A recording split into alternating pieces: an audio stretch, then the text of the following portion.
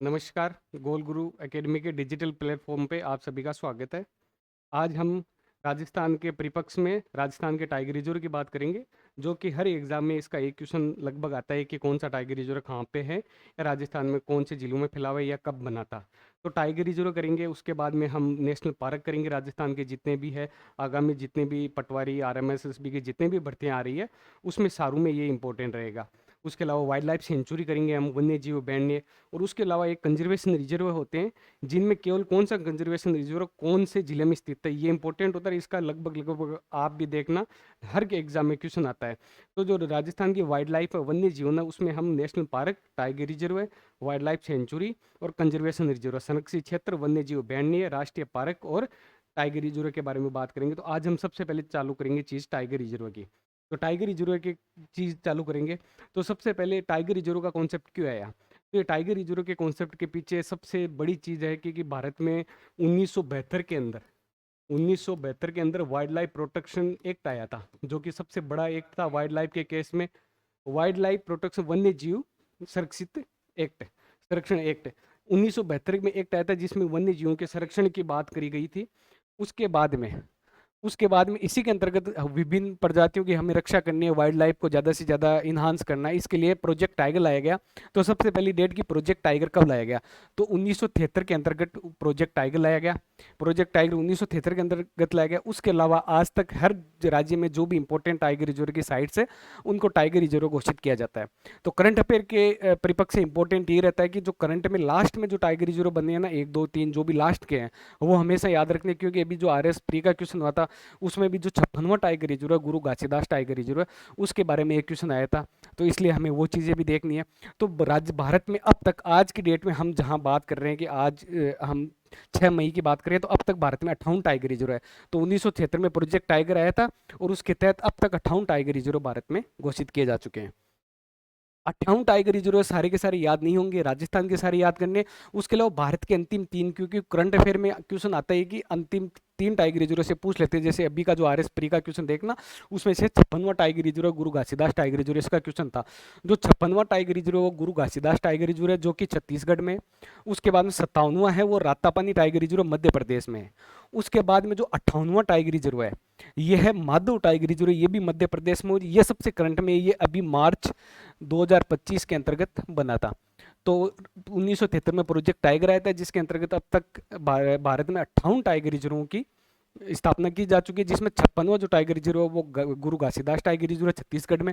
57वां tiger reserve वो Ratapani tiger reserve जो कि मध्य प्रदेश में।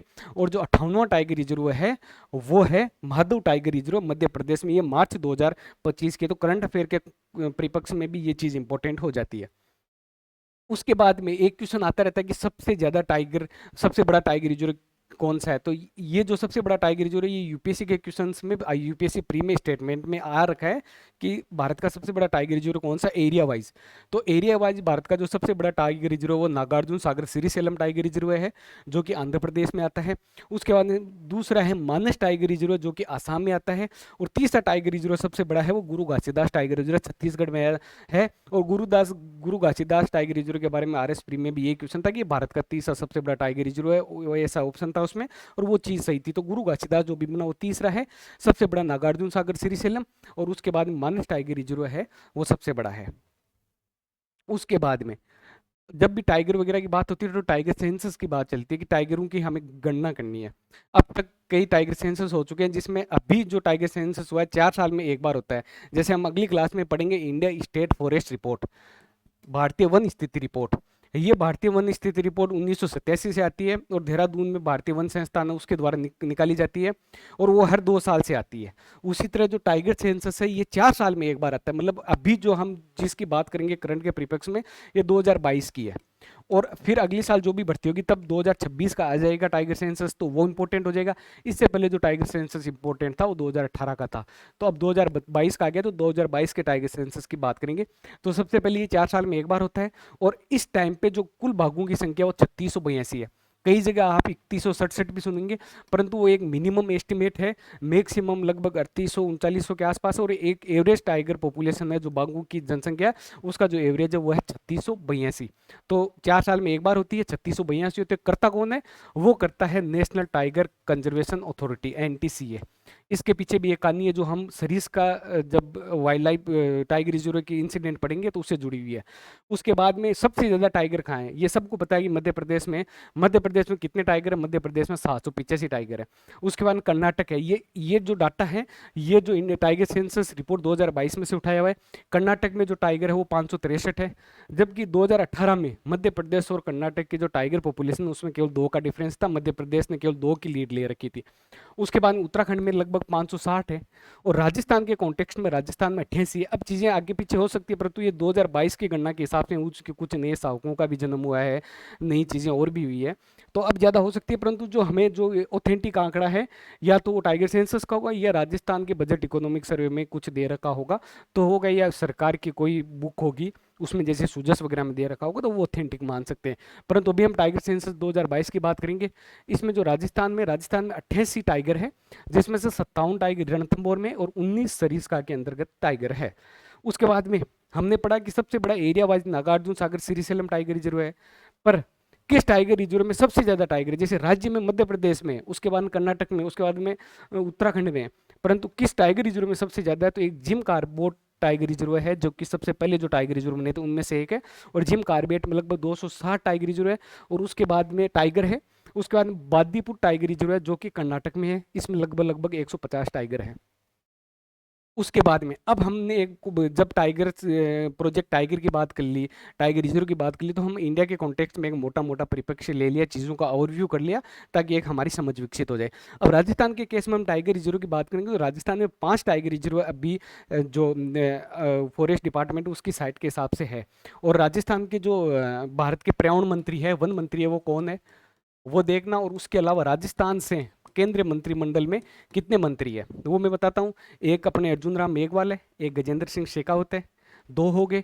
उसके बाद में एक अपने अजमेर से भागीर चौधरी है, एक रवनीत सिंह बिट्टू है, हालांकि है वो पंजाब के, परंतु वो राजस्थान से राज्यसभा सदस्य है। और एक जो ये राजस्थान भारत के वन मंत्री है, ये भी राजस्थान से लोकसभा सदस्य है। ये कौन सी सीट्स हैं ये देख लेना। तो सबसे पहले हम टाइगर रिजर्व की बात करते हैं। तो सबसे पहले जो टाइगर रिजर्व राजस्थान में बना था वो रणथंभौर टाइगर रिजर्व बना था, जिसमें सबसे ज्यादा पॉपुलेशन भी है। और ये टाइगर रिजर्व बना था 1976 के अंतर्गत। और ये फैला हुआ कहाँ से है? क्योंकि हम देखेंगे कि जब भी नेशनल पार्क की बात करेंगे तो 1 या 2 जिलों में होगा। वाइल्ड लाइफ सेंचुरी या वन्य जीव अभयारण्य की बात करेंगे तो वो 1-2 जिलों में होगा। परंतु जब टाइगर रिजर्व की बात आती है ना, तो एक बहुत बड़ा एरिया चाहिए, बहुत बड़ा एरिया उसमें कंजर्व किया जाता है, संरक्षित किया जाता है, ताकि उनको विचरण के लिए ज़्यादा क्षेत्र मिल जाए और उनका शिकार कम से कम हो। तो इस क्षेत्र में टाइगर रिजर्व जो राजस्थान का है वो सवाई माधोपुर, करौली, बूंदी और टोंक में है। तो ये देखो यहाँ पे सवाई माधोपुर, ये करौली, ये बूंदी और ये टोंक, पूरा का पूरा एक एरिया बन जाता है। बूंदी टोंक ये इतने में पूरे टाइगर रिजर्व है। तो ये पूरा का पूरा एरिया सवाई माधोपुर, करौली, बूंदी और टोंक, इन 4 जिलों के अंतर्गत ये टाइगर रिजर्व है। और रणथंभौर टाइगर रिजर्व के केस में 2 चीजें जुड़ी हुई है। एक तो रणथंभौर टाइगर रिजर्व में एक टी16 नाम से बाघिन थी जो बहुत फेमस थी, जिसे स्पिरिट ऑफ रणथंभौर भी कहते हैं, या फिर उसको क्वीन ऑफ रणथंभौर भी कहते हैं। उसका नाम था T16 मछली, जिसके नाम पे एक छोटी डॉक्यूमेंट्री वेब सीरीज भी बनी हुई है। और जिस पे भारतीय सरकार ने, जब उसकी 20 साल की एज में मृत्यु हो गई थी टाइगर के केस में, 20 साल में अगर कोई टाइगर या टाइग्रेस मरती है तो वो बहुत बड़ी एज मानी जाती है। तो 20 साल में उसकी मृत्यु हुई थी, उसकी स्मृति में डाक टिकट भी जारी किया गया है। और उसका मछली नाम, उसके सर पे एक साइन था, वो मछली जैसा था, उसके मार्क्स वगैरह थे। तो ये मछली के बारे में, तो ये पीछे बैकग्राउंड में लगाया हुआ कि स्पिरिट ऑफ रणथंभौर मछली, तो मछली T16 रणथंभौर से संबंधित है। उसके अलावा रणथंभौर से संबंधित एक चीज और है, वो जो चीज है वो है T42। T42 है, जिसका नाम है टाइगर है, वो टाइग्रेस थी मछली, जिसका नाम है फतेह सिंह, जिसका नाम है फतेह सिंह।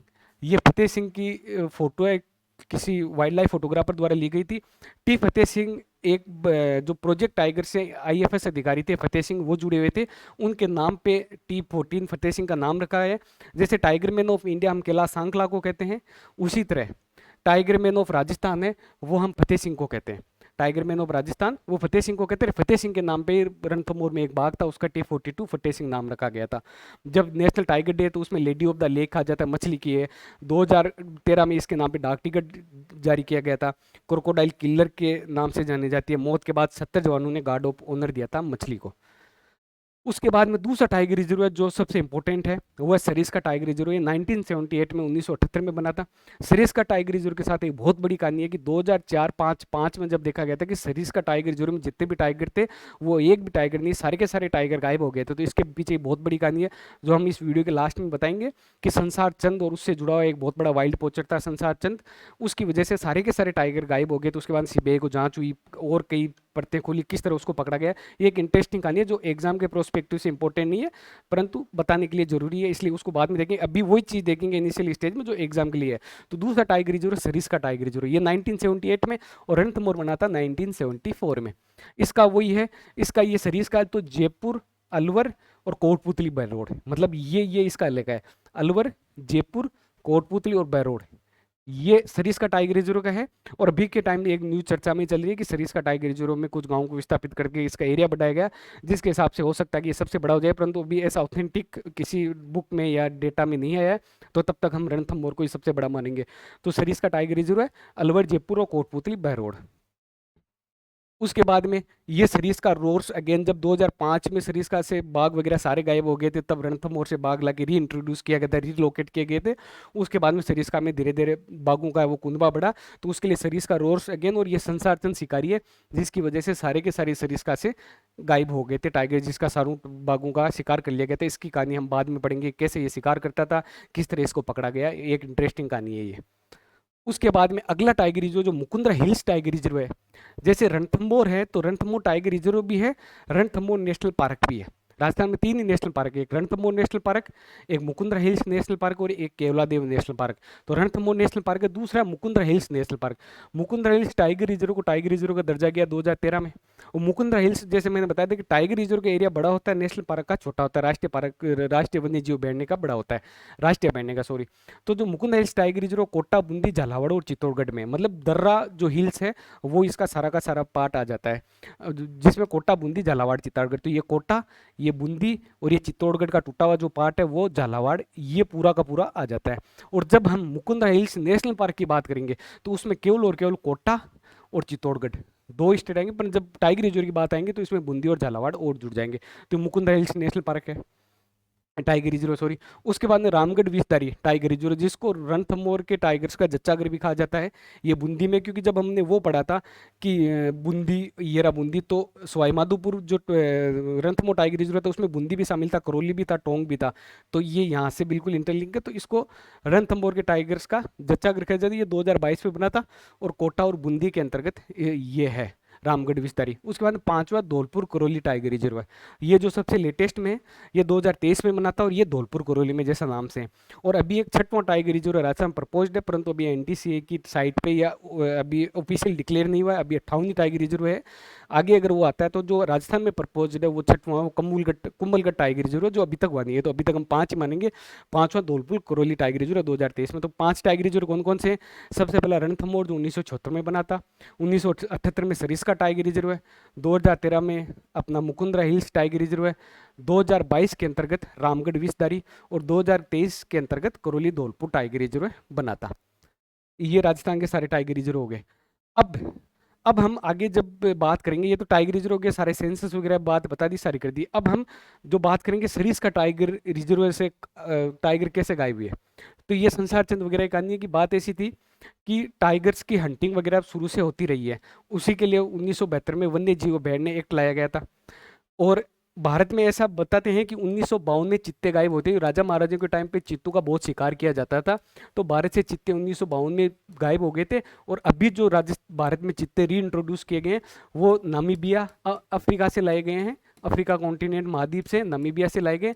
और इनको लाया कहाँ गया है? वो इनको लाया गया कुन्नो पालपुर मध्य प्रदेश में। ये बहुत सारे एग्जामों में पूछा गया है कि चित्तों को वापस कहाँ लाया गया, तो कुन्नो पालपुर जो अभयारण्य है, कुन्नो पालपुर अभयारण्य मध्य प्रदेश वहाँ पे लाया गया था। तो चलो हम वापस सरिस्का की बात चलते हैं, जिसका कि भारत के टाइगर रिजर्व की स्थापना, नेशनल टाइगर कंजर्वेशन अथॉरिटी की स्थापना में बहुत बड़ा रोल है। तो सरिस्का में ऐसा हुआ था कि सरिस्का 1978 में टाइगर रिजर्व बन गया था। उसके बाद में 1988 में दिल्ली में एक केस हुआ, जिसमें एक पटेल नगर में छापा पड़ा और वहाँ पे पता चला कि एक व्यक्ति है जिसके पास में टाइगर, लेपर्ड वगैरह और बाकी के भी जो जंगली जीव है उनके बहुत मात्रा में तस्करी का सामान मिला है, उनके अंग वगैरह मिले हैं। तो 1988 में धीरे धीरे जब जांच करी तो पता चला कि इसके पीछे संसार चंद है। उसके बाद 1995 में भी एक ऐसा मामला आया पटेल नगर में, जहाँ पे लगभग लगभग 60 किलो टाइगर के पंजे पकड़े गए। तो इस तरह से धीरे धीरे चला। अब उसके बाद में जब 2004-05 में चीज़ें देखी गई और उनका डीपली, पहले सरकार ये मानती थी कि जो टाइगर वगैरह वो ऐसे ही कोई बीमारी की वजह से मर रहे हैं इसलिए गायब हो रहे हैं, पर जब 2005 में गणना की गई तो सरिस्का में जो सरिस्का टाइगर रिजर्व है उसमें एक भी टाइगर नहीं था। मतलब जो टाइगर रिजर्व 1978 में बन गया था, जो एक इंपॉर्टेंट टाइगर रिजर्व था, उसमें बिल्कुल शून्य टाइगर हो गए, बिल्कुल जीरो टाइगर हो गए। तो ये चीज़ उस टाइम चर्चा में चली कि ऐसा क्यों है, पूरे देश में इसका बहुत बड़ा चलो, क्योंकि इतनी बड़े जब आप 1973 में प्रोजेक्ट टाइगर ले आते हो और उसके बाद में आपको इतनी साल बाद में पता चलता है कि लगभग 32 साल बाद में कि आपके एक टाइगर रिजर्व में जीरो टाइगर है, जिसमें कि पहले से बहुत ज़्यादा टाइगर थे। वहाँ चली तो संसार चंद का नाम आया। इसमें हुई 2005 में ये केस था, 2006 में मनमोहन सिंह सरकार ने सीबीआई को जांच दी।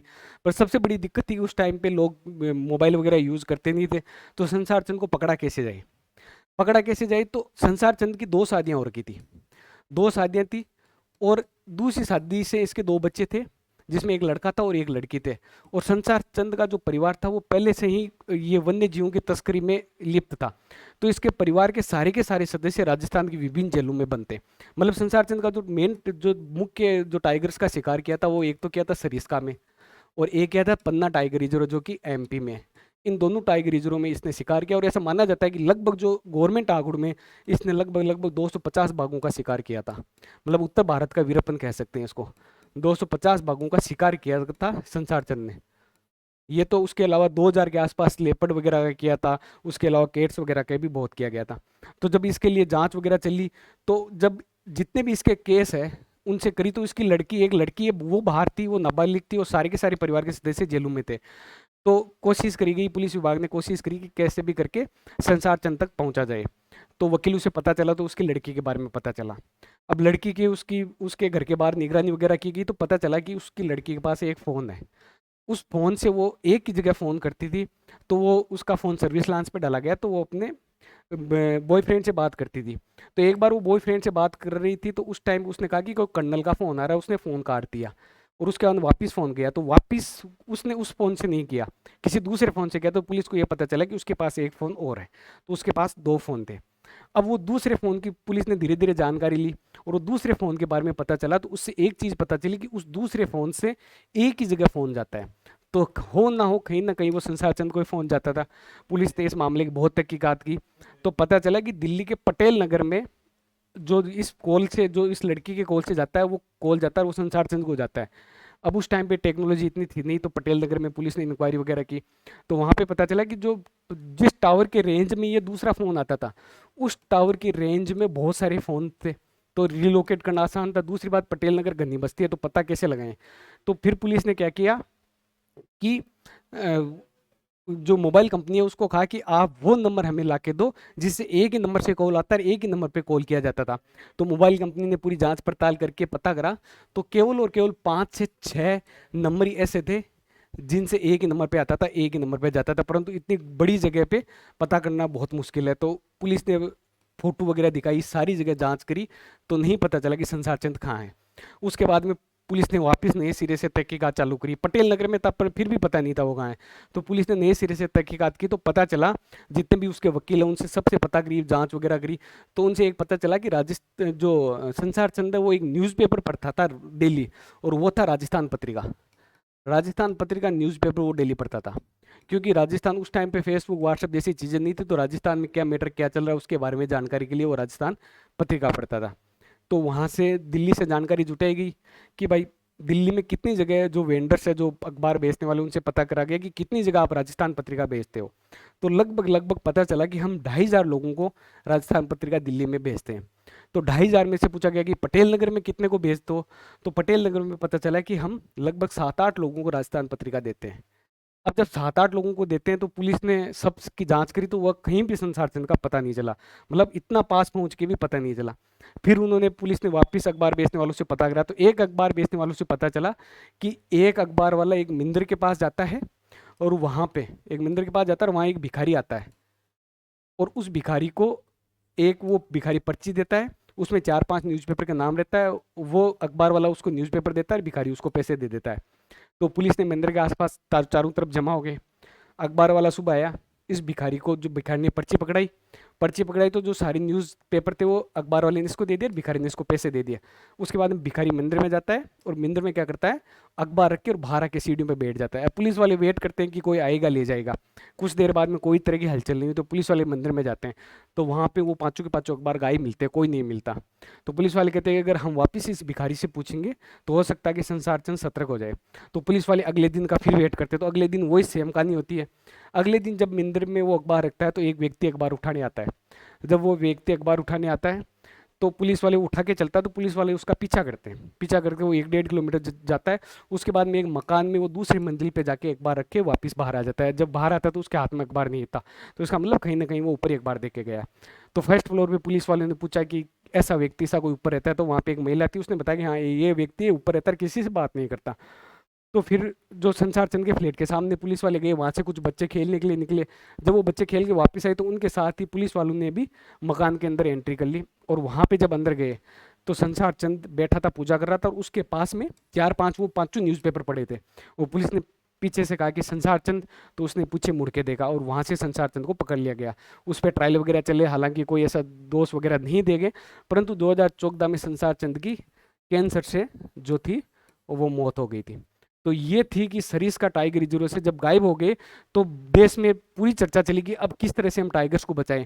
तो फिर 2005 में टाइगर टास्क फोर्स बनी थी कि भाई ऐसी चीज़ें होती है तो हमें इस चीज़ को कंट्रोल करना है। तो टाइगर टास्क फोर्स ने कहा था कि एक ऐसी अथॉरिटी बनाओ जिसके पास कुछ पावर हो। तो वाइल्ड लाइफ प्रोटेक्शन एक्ट 1972 के अंतर्गत 2006 में नेशनल टाइगर कंजर्वेशन अथॉरिटी घोषित की गई, और उसी के बाद में 2006 के बाद में ही हर को टाइगर रिजर्व कहा गया। पहले जो हम सरिस्का की बात करते हैं, रणथंभौर की बात करते हैं ना, वो प्रोजेक्ट टाइगर के अंतर्गत संरक्षित क्षेत्र थे, परंतु टाइगर रिजर्व का नाम 2006 के बाद में दिया गया जब नेशनल टाइगर कंजर्वेशन अथॉरिटी की स्थापना करी गई। तो ये थी संसार चंद से जुड़ी हुई कहानी, अलवर के सरिस्का टाइगर रिजर्व से जुड़ी हुई कहानी, उसके बाद नेशनल टाइगर कंजर्वेशन अथॉरिटी की स्थापना हुई। ये टाइगर रिजर्व सारे करवा दिए। अगली क्लास में national park, wild life sanctuary और कंजर्वेशन रिजर्व की बात करेंगे। और भी सारी चीज़ों के लिए जुड़ने के लिए, सारा मटेरियल करने के लिए, जो भी PDF चाहिए उसके लिए आप हम ऐप डाउनलोड कर सकते हो प्ले स्टोर से, गोल गुरु अकेडमी।